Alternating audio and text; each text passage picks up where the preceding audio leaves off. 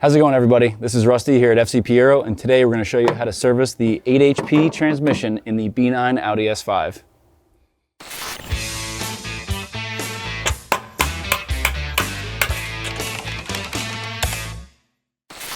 On the table in front of me, we have everything to perform the transmission service on the 8 HP in our B9 Audi S5. We're doing the fluid, we are doing the pan, which does have the integrated filter, as well as the hardware necessary to do the service. You may have seen our drain and fill service, and we did leave a little bit to be desired while leaving that filter in there. So we're here to finish up that service and show you how to do the complete and an entire transmission service on this vehicle. As far as a service interval is concerned, a lot of the manufacturers do state that these transmissions do have a lifetime fluid and they have no maintenance interval for the filter, but with any fluid or any component, if there is a filter, it most likely should be changed. So we're here to show you the full process.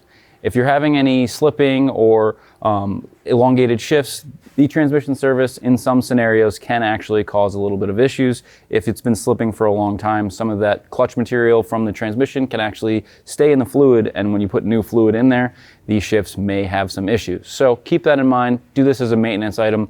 Do not let the transmission get to a point where it has worn out too much, but let's go ahead and talk about some tools we're going to need to take care of the job. Everything in front of me on the table and outside of the table is what we're going to be using here in today's DIY. I've got a small rope ratchet. You can certainly get away with a ratchet strap. That's just for holding up the exhaust once we get that loosened up. Getting the belly pan off, we will need a panel tool, T25 and a T30. I've got a couple 3/8 and 1/4 inch extensions, a 13mm socket, a 10mm Allen socket, an 8mm Allen socket, a couple of different variations in lengths of the T40 Torx bit. And then we've got a M12 and M10 triple square, which we'll need for removing the transmission support brace.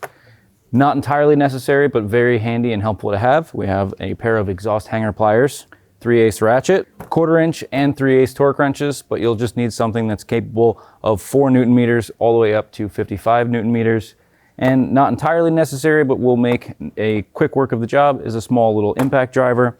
We've got a block of wood in combination with the pull jack for supporting the back of the tail shaft on the transmission.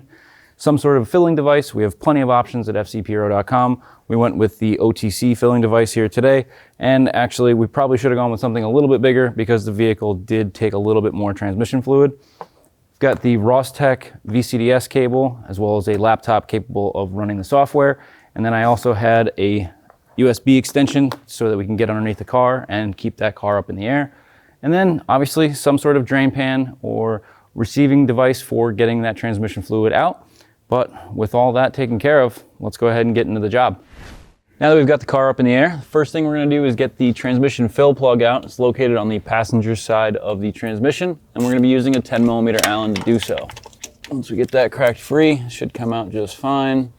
And now that we've got that slowing down, we're gonna go ahead and take out the drain plug. This is an 8mm, and there's just about a 1/4 turn on that. So I'll crack that loose, pull my sleeves up, get this drain pan a little closer, and just make sure you don't take a shower here. There it goes. Now this transmission fluid has about 1,000 miles on it since we last did the service, but as you can see, the transmission fluid does start to get dark in color pretty much immediately. The fluid is a little bit dark to begin with. However, we'll get that filter out of there and make sure that we have a nice fresh shifting transmission when we're done. We'll let this drain down for a minute here, and once that has finally stopped dripping, I'll go ahead and put the drain plug back in so that we can continue working in this area without getting covered in fluid. While this continues to bleed down, we'll go ahead and get these exhaust hangers off of the transmission support here. We'll be using a triple square 10mm or an M10 triple square. And you don't have to do anything really with these. We will kind of work the transmission mount around these hangers. We just had to unbolt those to get us a little bit more clearance. We'll go ahead and get these 13mm off of the transmission mount as well.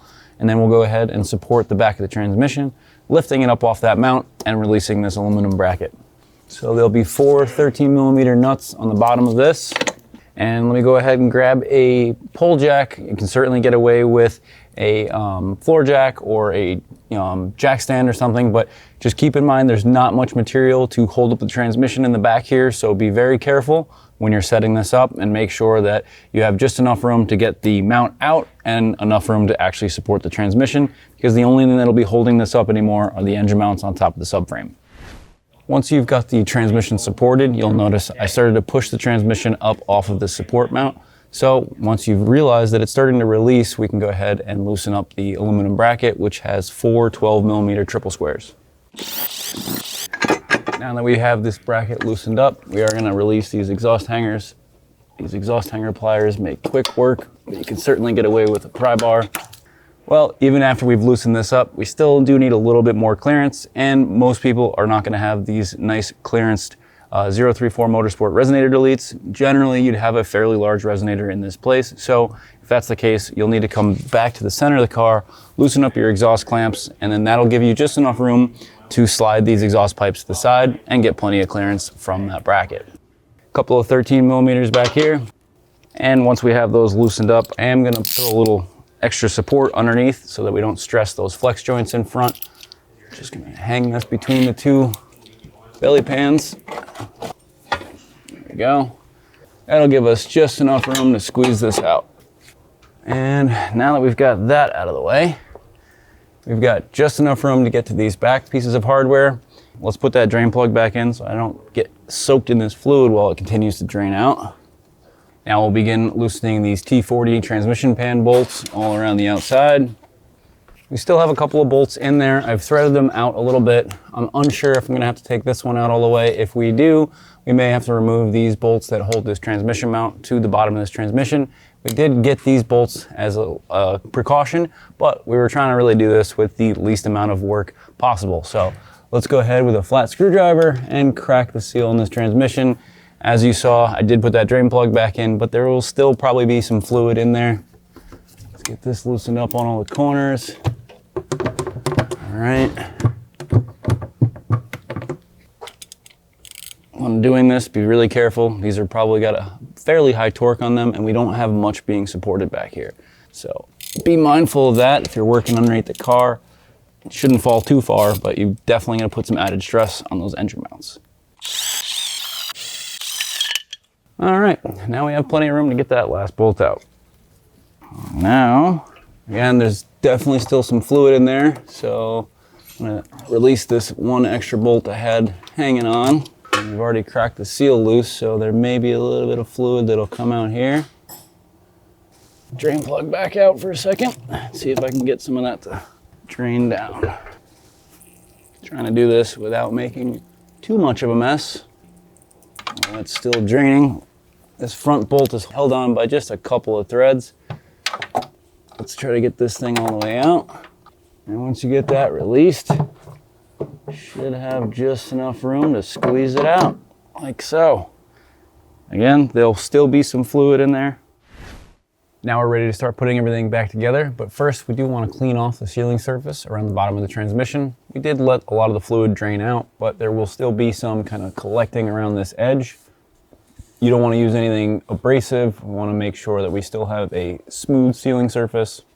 So something like a shop towel or a shop rag would suffice just to wipe it down and make sure that we don't have any fluid hanging around.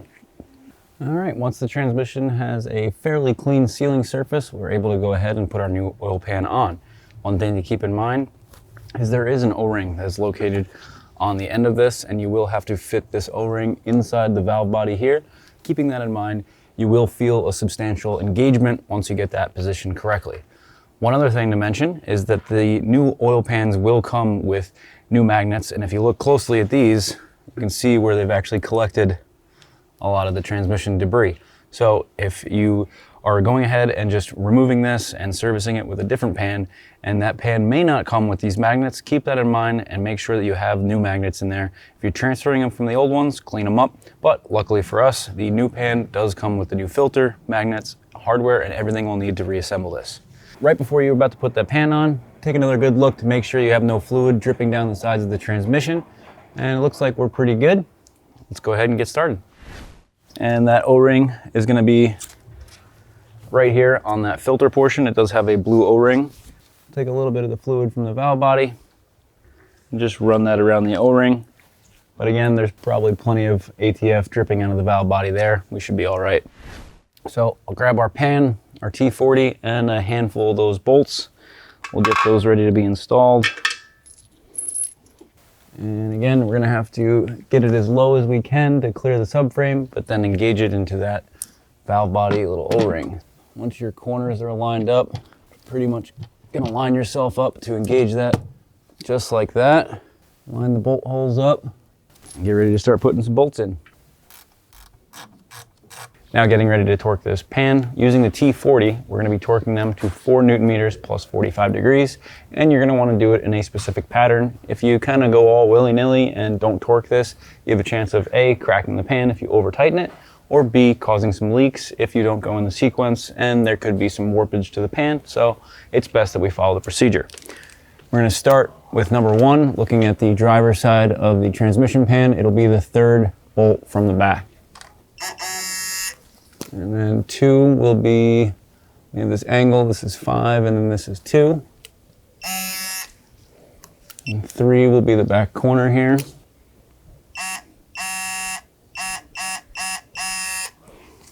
Number 4 will be up underneath the subframe. You may have to play around with some different bolt sizes.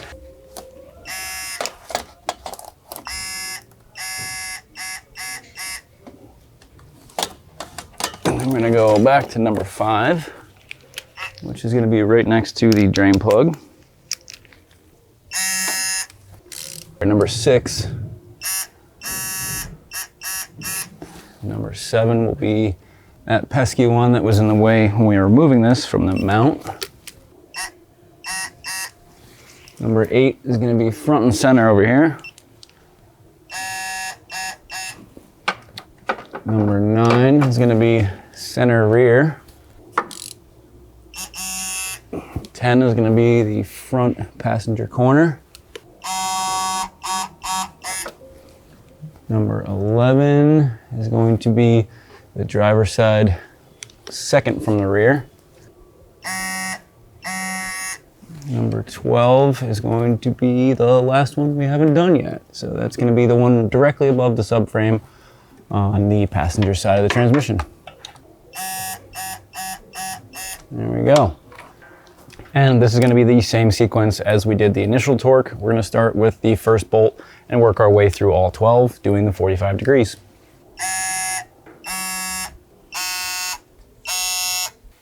And that takes care of torquing the transmission pan. We can get our cheat sheet out of here. For reference, it's the back and that's the front. Go ahead, pause, take notes, whatever you got to do. But let's go ahead and get this balancing act of a pole jack holding up the back of the transmission out, and we can continue wrapping up this DIY.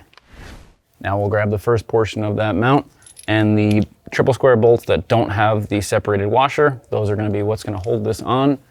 We don't have to replace these bolts. These are able to be reused. Thankfully, for once, Audi finally figured it out.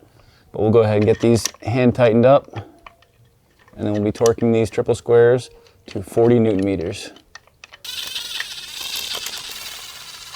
One thing to keep in mind is that we still have this balanced on this pole jack here, so when you're going to torque these, the transmission could slip and move about, so do your best, be cognizant. I imagine you'll be laying on your back underneath the car. So with the 12 millimeter triple square, we're going to do 40 Newton meters.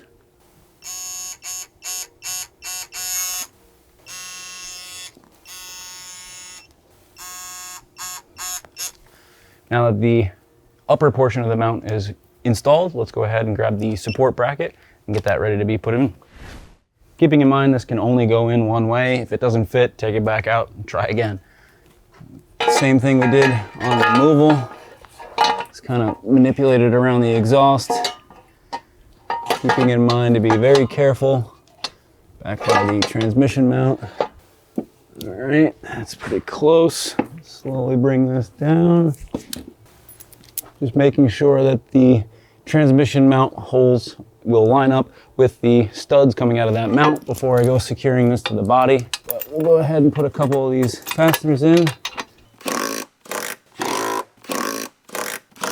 Once you've got those bolts back in there, we're going to use that same M12 triple square, and we're going to torque the bolts that go into the body to 55 Newton meters. Now we can go ahead, lower the transmission back into that mount and reattach those 13 millimeters on the studs.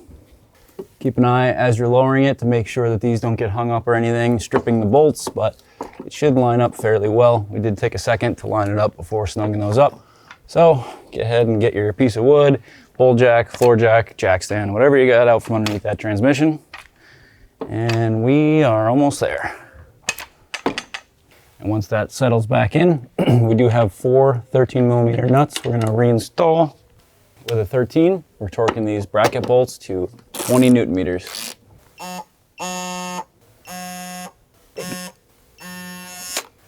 right, that takes care of all the hard work here. Now we've just got to button up this exhaust, finish the exhaust mounts that we took off as well, and we're almost ready to put some fluid in this thing and set the level. Go ahead and grab those exhaust mounts. We'll put a little bit of lubricant, whether it's glass cleaner, silicone, whatever you got handy. I personally like glass cleaner because it doesn't leave any residue. Slide these in place. Make sure they line up, which they should be good. There's no real orientation on these. You can mix them up side to side. They do have the same footprint, so no need to be concerned about which one went where. I'm pretty sure I've already swapped them side to side and flipped them around a couple times now. Take these triple square bolts, hand tighten them in place. And while you're fitting that, you can certainly slide these clamps back into place so you don't have to hold them up anymore. And we'll go ahead and refit those real quick. We'll get our strap out of the way. Now we'll take a 10 millimeter triple square, tighten up these exhaust brackets. 20 Newton meters should suffice. Now we'll come back to the clamps. You should have a witness mark where the clamps sat before, and then you obviously want to make sure that the clamps aren't tipped down and you're tightening it this way. You also want to make sure that they're not too close to the body so that they rub on the heat shield. So we do like to install them at a little bit of an angle like so. And typically on these, I don't usually torque them. When you torque them, they tend to leak a little bit, so make sure they're tight, don't snap the bolt, but you may have to come back and double check them. That pretty much takes care of all the hard stuff underneath here, but let's get our fluid prepared and get a pump assembly, start filling it in from the side. Now it doesn't matter how you're getting that fluid in there. We're using the OTC extraction dispensing bottle, but we have plenty of options on our website for you to choose from. Whatever is cost effective and efficient for you. We're gonna go ahead and fill this up. Basically, we're gonna fill this until it comes out of the side hole. Once it does, we'll start the vehicle up, run it through the gears for a second, top it off once more, and then we'll run the vehicle up to operating temperature.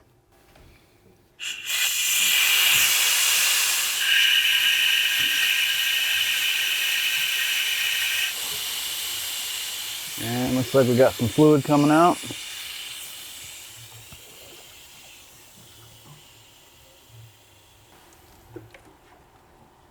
So at this point, I'm going to take our old fill plug, put it back in.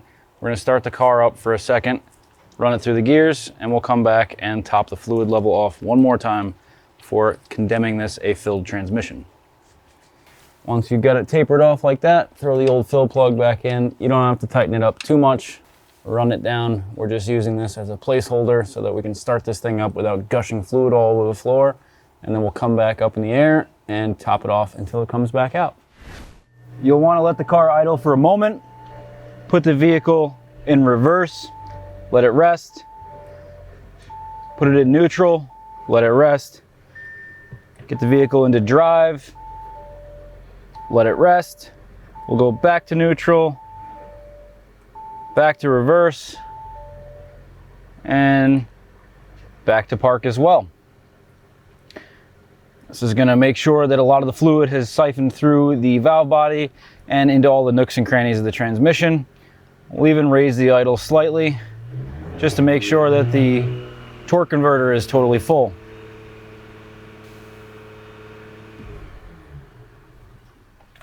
I'll shut the vehicle down. We don't want to warm it up too much. If you get the vehicle too hot, you're not going to be able to set the level correctly. We'll top it off until it pours out again.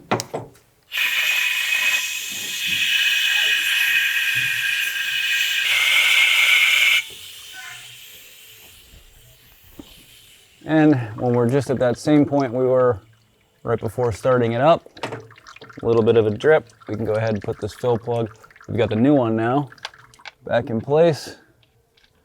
And again, we're gonna hand tighten this while we start the vehicle. Now we're gonna wanna get the vehicle idling and have a scan tool on it while monitoring the transmission temperature all the way up to about 30 degrees. Depending on how warm the vehicle was when you shut the car down, you may wanna wait some time. You may even wanna double check the temperature before starting it up at that initial startup. But if you're below 30 degrees, give or take 27 to 28 degrees Celsius, you should be in a good spot to start the vehicle up and have enough time to get back underneath it and set the level. It does increase rather fast, so at 35 to 36 degrees Celsius, it will start to climb, and at 40 degrees Celsius, you're past the point of setting the level. The fluid has expanded too much, and you may have to restart the process. So use your better judgment. If the temperature exceeds 40 degrees and you're still pouring fluid out, you're probably gonna have to set the level again, and you may even need a little extra transmission fluid. Now, before we go ahead and start the car up again, get your scan tool set up, whatever you have that has the ability to monitor measured values, more specifically in the transmission control module. We're gonna key the car on real quick, not starting the engine. We just wanna double check our starting temperatures.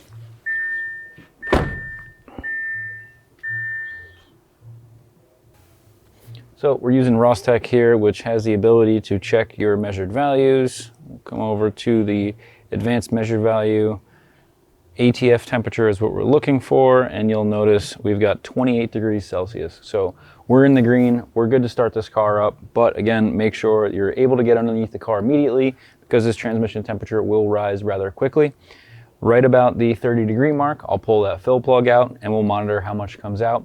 Keep in mind, if no fluid is coming out at 40 degrees Celsius, you don't have enough fluid in there, and if it is still continuing to come out, kind of, you know, a dribble, if you will. You don't want it pouring out at 40 degrees. That means that the transmission is overfilled. You want a small drip at about 40 degrees. So it's kind of a dance, but we've got about 6 quarts in there right now with 1 extra just in case. So let's start the car up and see where we land. And we're right at about 30 degrees, so we're gonna take that fill plug out. And we're at about 31 degrees. I've got the drain plug out. Keep in mind, this will take a little bit longer, but you want to monitor how much fluid's coming out. And as I said earlier, we've got about 6 quarts in there. And if you hit that 40-degree mark and there's nothing coming out, you'll probably have to let the vehicle cool down quite a bit before getting it back up to temperature to set that level again. So it's actually better to have a little bit too much and let it trickle off than not having enough at all. We'll get our torque wrench set for 30 Newton meters for this 10 millimeter Allen. So we did what we said we didn't want to do. Transmission temperature is at about 41 degrees. I don't have anything dripping out at this time, so we're gonna have to put a little bit more transmission fluid in here, let this cool back down to at least 35 degrees Celsius before we can get an accurate level reading on this transmission fluid. I probably underfilled it a little bit, but it's better for me to show you than for you guys to experience this at home. It's still not dripping out, and we're at about 43 degrees, so I'll go get our filling device, put a little bit of fluid in there until it comes out, and put that fill plug back in.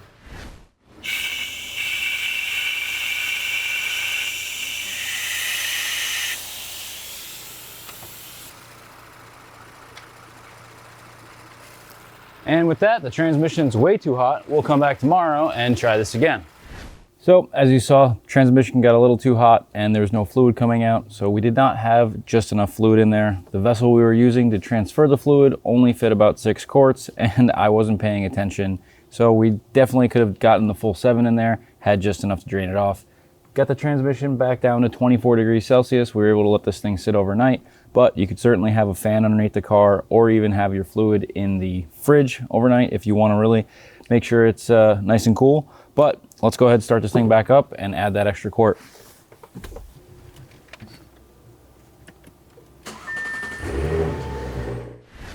So we're back at about 27 degrees. I've got the fill plug out again.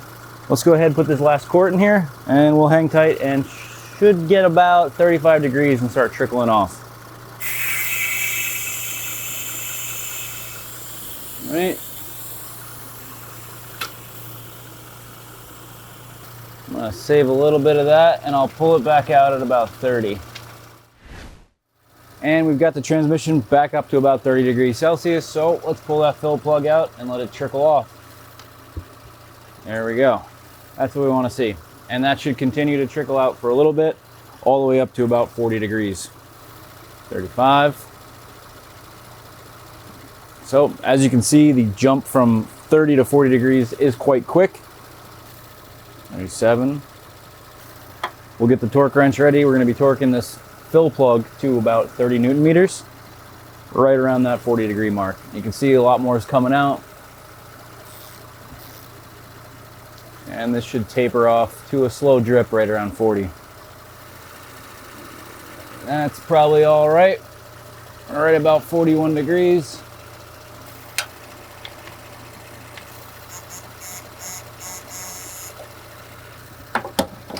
All right, let's wipe it down. Use some brake cleaner and clean that up good. Obviously, we're gonna have a little bit of fluid on the subframe here, but we don't have to worry about an alignment because we didn't have that out. Make sure you don't have any vibrations from anything in the transmission while you're shifting, and make sure the transmission goes through all the gears on your road test. But get your belly pans back on, and you've just completed the transmission service on the B9 Audi S5, or more or less any Audi with an 8 HP. So thank you guys so much for watching. I hope you enjoyed this video. If so, hit that like button. If you have any questions, comments, or concerns, drop them down in the comments section below. As always, don't forget to subscribe because we'll have plenty more videos on this vehicle and many others like it. Thank you guys so much for watching. We'll catch you on the next one.